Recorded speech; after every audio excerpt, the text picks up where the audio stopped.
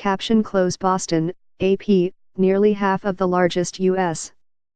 public universities do not track suicides among their students, despite making investments in prevention at a time of surging demand for mental health services.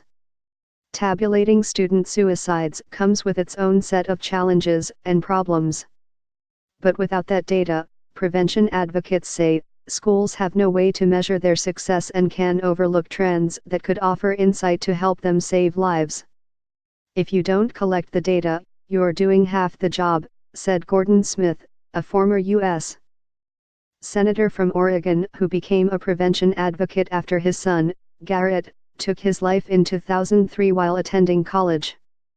We need information in mental health if we're actually going to be able to better tailor health and healing.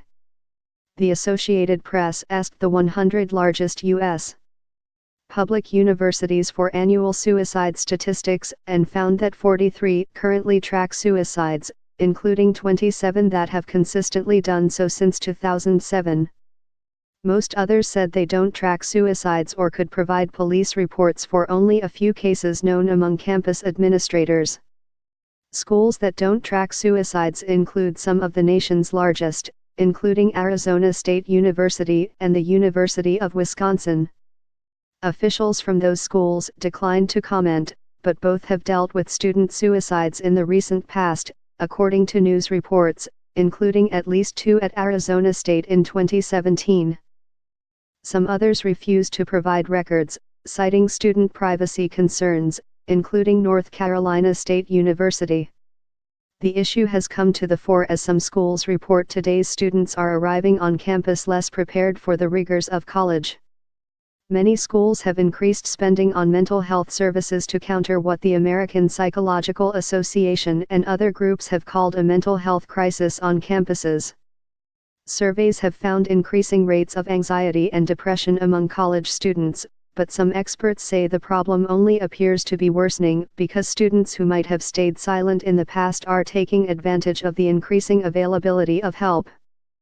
It's unfortunate that people are characterizing this outcome as a crisis, said Ben Locke, who runs a national mental health network for colleges and leads the counseling center at Penn State. It's counterproductive because it's criticizing the exact people we've encouraged to come forward. Adding to the skepticism is that young adults in college have been found to have lower suicide rates than their peers. But they are also at an age when disorders including schizophrenia and bipolar depression often start to develop.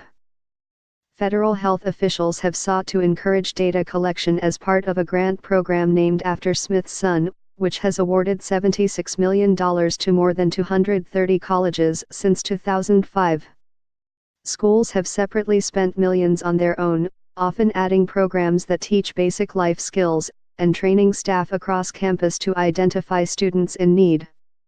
The U.S. Education Department asks colleges to collect data on student deaths but not suicides specifically, and a variety of factors can discourage schools from tracking it. Often it's difficult to confirm the cause of death, and medical examiners don't always notify universities when a cause is determined.